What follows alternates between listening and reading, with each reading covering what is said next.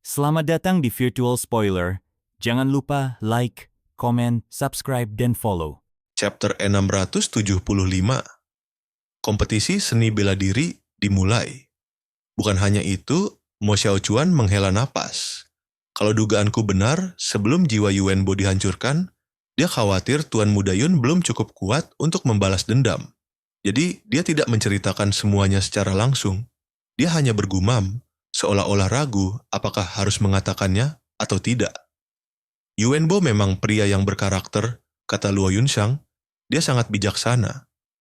Seseorang yang mampu membunuhnya dengan mudah, bahkan jika Tuan Muda Yun datang ke sana sekarang, dia mungkin akan berada dalam bahaya. Tapi, apa sebenarnya yang dia katakan?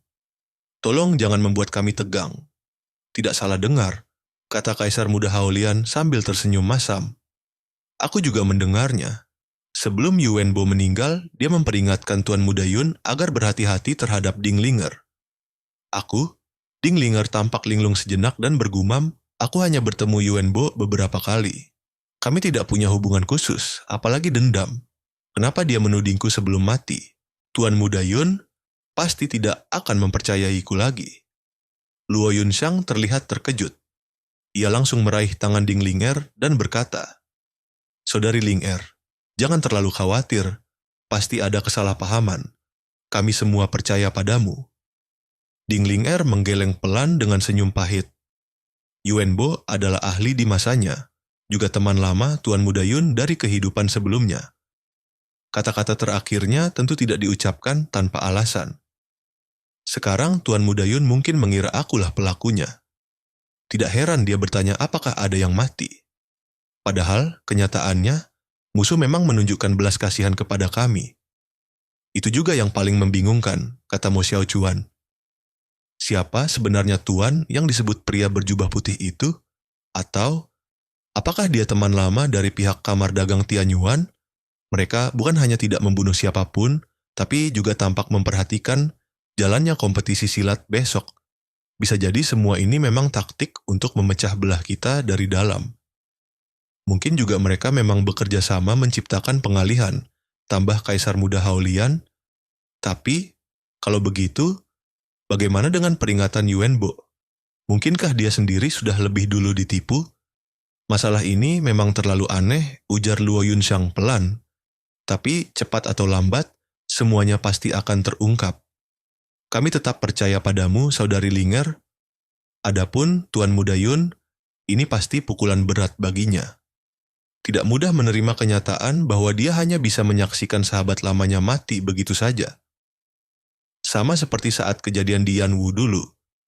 Ia tiba-tiba berhenti, seolah kata-katanya telah menyentuh sesuatu yang rapuh di dalam hati. Pandangannya tertuju pada rumah kecil di hadapan mereka, penuh kekhawatiran. Ding Linger juga memahami maksudnya dan ikut terdiam. Lalu dia berganti topik, aku khawatir. Tuan Muda Yun mungkin tidak akan ikut dalam kompetisi besok. Tapi kurasa, dia sudah melakukan lebih dari cukup untuk perusahaan perdagangan Tianyuan.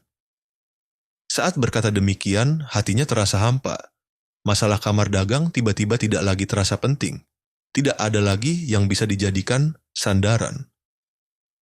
Luo Yunxiang mengerutkan kening dan berkata dengan tegas, jangan khawatir, Tuan Muda Yun pasti akan datang besok. Kami percaya padanya, sama seperti kami percaya padamu. Ding Linger melirik mereka satu persatu. Ketiganya tampak bertekad dan ada senyum tipis di wajah mereka. Hatinya yang semula kosong mulai terasa hangat. Perasaan nyaman perlahan tumbuh dalam dirinya. Yun Xiao mendengar percakapan mereka dengan jelas dari dalam kabin. Dia tahu ada sesuatu yang mencurigakan di balik semua ini, tapi kematian Yuan Bo telah menjadi pukulan yang sangat besar baginya. Rasa tidak berdaya yang dia alami tidak berbeda dari saat tragedi di Yanwu dulu. Saat itu, dia hanya bisa menyaksikan murid-murid dan teman-temannya ditangkap atau dibunuh, semuanya terjadi tepat di depan matanya. Namun dia tidak mampu berbuat apa-apa, hanya bisa melihat dan menonton dalam diam. Dia sangat membenci perasaan seperti itu. Dalam kehidupan sebelumnya, dia adalah sosok yang sombong dan mendominasi. Meskipun tak terkalahkan dan bisa melakukan apapun sesukanya, satu hal yang selalu dia cari adalah ketulusan hati. Bahkan jika dia bukan tandingan musuhnya, setidaknya dia punya kekuatan untuk melawan. Dia bisa memperjuangkan apapun yang dia yakini. Namun, dalam 2 kejadian terakhir, dia bahkan tidak memiliki kualifikasi untuk bertarung. Perbedaan kekuatan itu terlalu besar. Meski selama ini dikenal angkuh dan mendominasi, kenyataannya dia hanyalah pahlawan di antara generasi muda. Di hadapan para ahli sejati di benua ini, dia bahkan tidak pantas berdiri di atas panggung. Apa sebenarnya yang dicari seseorang di jalur bela diri? Tidak lain adalah bisa melayang bebas di 9 langit, tanpa ada yang bisa menahan langkahnya. Dia ingin membuat keluarga dan teman-temannya merasa aman, dan tidak ada satupun yang berani menyentuh mereka. Semua yang dia sayangi bisa hidup bebas dan bermartabat. Martabat, hidup. Yun Xiao menggumamkan 2 kata itu perlahan, lalu menghilang ke dalam tablet alam dewa dalam sekejap. Kultivasi. Kultivasi. Kultivasi seperti orang gila. Saat ini, satu-satunya cara baginya untuk melampiaskan kebencian di hatinya dan menghilangkan rasa sakit adalah dengan berlatih sekeras-kerasnya. Keesokan harinya, saat fajar menyingsing, kompetisi seni bela diri pun dimulai di alun-alun. Sebenarnya, ini adalah hari kedua kompetisi seni bela diri. Namun hari ini, 7 asosiasi dagang besar yang menjadi peserta adalah pusat perhatian puluhan ribu orang. Struktur kompetisi bela diri sama seperti kompetisi teknik sebelumnya. Hanya 7 kamar dagang yang diberi tempat duduk bersama beberapa kursi tambahan untuk para ahli dari alam bela diri tertinggi. Sementara itu, yang lainnya, baik pemimpin kamar dagang maupun para bangsawan, semuanya harus berdiri dengan tertib. Tempat pertempuran utama adalah senjata tingkat mendalam dari kelas 9. Piring permata berkilauan bintang surgawi. Pelat enamel tiangang ini adalah senjata khusus yang memang diciptakan untuk duel. Bentuknya sangat indah dan memukau. Pelat ini disempurnakan dengan gabungan lebih dari 300 benda paling padat di dunia. Saat diperbesar, pelat ini tampak seperti arena megah dengan 7 lapisan dasar. Dan setiap lapisan dilapisi susunan pertahanan tingkat tinggi untuk mencegah kerusakan selama pertarungan. Tidak ada yang tahu kapan pelat enamel tiangang ini diciptakan. Hanya ada 2 di seluruh dunia. Satu disimpan oleh Serikat Dagang, dan satu lagi berada di wilayah suci. Puluhan tahun lalu, daftar peringkat kekuatan langit dan bumi pernah diperebutkan di pelat enamel yang lain, tapi pelat itu hancur total dalam pertarungan sengit antara 50 besar dan 20 besar. Kini, hanya satu pelat tiangang ini yang tersisa sebagai saksi kekuatan di dunia seni bela diri surgawi.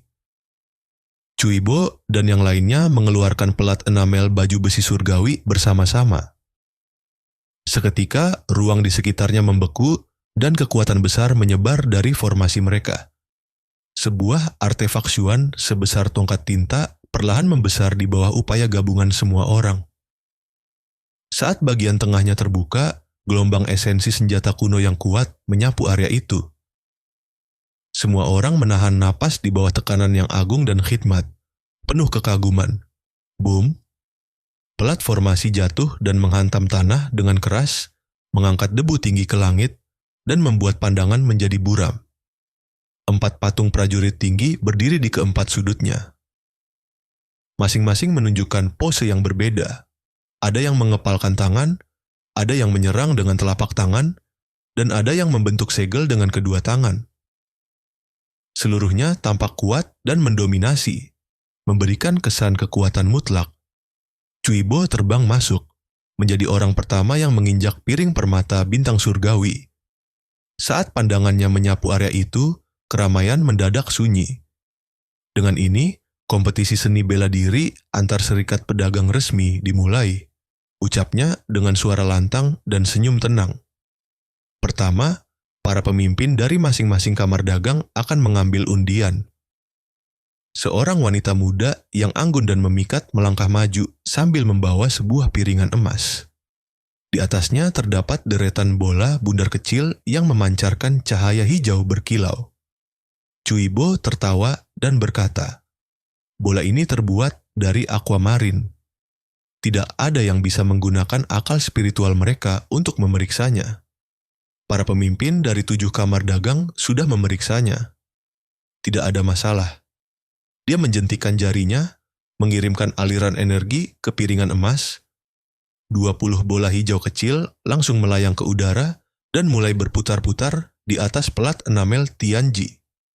20 pemimpin, silakan ambil undian. Lebih dari selusin sosok naik ke udara dan meraih bola masing-masing, lalu mendarat kembali di pelat giok. Hanya 1 bola yang tersisa. Cuibo mengangkat tangannya dan menariknya ke bawah.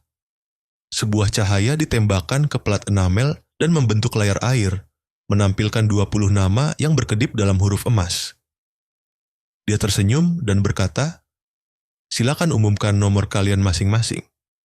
Para peserta di atas panggung membuka nomor mereka satu persatu sambil mengamati nomor yang dibuka orang lain untuk mengetahui siapa lawan pertama mereka. Yang mengejutkan, pandangan semua orang tertuju pada tangan Dinglinger yang sedang menggenggam bola dengan tangan putih dan mungilnya. "Nona Ding," kata salah satu pria kuat sambil terkekeh, "kau terlihat agak linglung. Jangan-jangan nomor di tanganmu adalah tanda kematian?" Dinglinger mengalihkan pandangannya dari kursi kosong milik perusahaan perdagangan Tianyuan dan menjawab dengan dingin, "Yang akan mati? Kamar dagang? Mana yang cukup kuat untuk mengalahkan perusahaan perdagangan Tianyuan? Kamu?" Penatua Kuan, nada suaranya tajam dan tatapannya pun menusuk. Semua orang terdiam. Gaya bicara Dinglinger benar-benar berbeda dari biasanya. Di balik penampilannya yang lembut dan elegan, seakan tersembunyi bilah tajam yang mulai menunjukkan ujungnya. Penatua kuat itu tertegun sejenak, lalu tertawa dan berkata, "Nona Ding, kau tampak marah sekali. Sepertinya Li Yunxiao belum muncul. Apa yang sebenarnya terjadi? Sepertinya menantumu juga tidak ada di sini," jawab Dinglinger dengan dingin. Penatua Kuan terlalu sibuk mengurus urusan orang lain, tetapi tidak peduli dengan urusannya sendiri. Chen Feng juga tidak terlihat di kursi kamar dagang Mando. Bahkan Sui Luoyan pun tidak ada. Wajah pria itu langsung mengeras. Sekilas kemarahan muncul di wajahnya. Saat ini, dia sangat tidak suka jika ada yang membahas soal menantu karena itu membuatnya merasa malu. Dengan nada tajam, dia berkata, "Nona Ding, sebaiknya kau tidak ikut campur soal ini. Saya hanya berharap Yun Xiao tidak bertemu Chen Feng nanti. Kalau dia kalah, itu masih hal kecil. Tapi kalau dia sampai mati, itu akan menjadi masalah besar." Dia mengangkat bola undian di tangannya. Cahaya hijau berkilat sejenak, lalu angka 6 muncul dengan jelas di permukaannya. Seorang lelaki tua di atas panggung langsung memucat. Dia menggelengkan kepalanya, lalu menghela napas penuh frustasi. Wajahnya menunjukkan ekspresi putus asa, seakan keberuntungannya benar-benar buruk. Perlahan, dia mengangkat plat nomor miliknya. Ternyata, itu juga bernomor 6. Hatinya diliputi rasa tak berdaya. Jika dia harus berhadapan dengan Chen Feng, tidak ada kemungkinan lain kecuali kematian. Orang-orang lain pun ikut merasa tegang. Mereka semua khawatir akan bertemu lawan kuat seperti Chen Feng, Li Feiyu, atau Yun Xiao, yang jelas-jelas menjadi favorit dalam kompetisi kali ini. Bahkan jika mereka hanya bertemu murid dari 7 aliansi pedagang besar, nasib mereka tetap akan berakhir tragis. 13 keluarga sisanya hanya bisa berharap mereka bertemu satu sama lain, sehingga setidaknya bisa bertahan lebih lama dalam beberapa putaran. Dinglinger perlahan membuka telapak tangannya. Di dalam bola kecil berwarna hijau itu, angka 7 muncul dengan jelas. Banyak orang langsung menghela napas lega. Namun, perwakilan dari salah satu kamar dagang yang melihat angka itu malah menatap tangan Dinglinger dengan wajah pucat. Tatapannya tajam dan penuh tekanan. Dia juga memegang plat nomor 7. Batu awan hijau yang menjadi bahan dasarnya sudah berubah bentuk karena cengkeraman erat 5 jarinya. Esensi energi yang dia salurkan melalui tangan membuat plat itu retak halus di permukaannya. Terima kasih sudah mendengarkan Virtual Spoiler. Sampai jumpa di pembahasan berikutnya.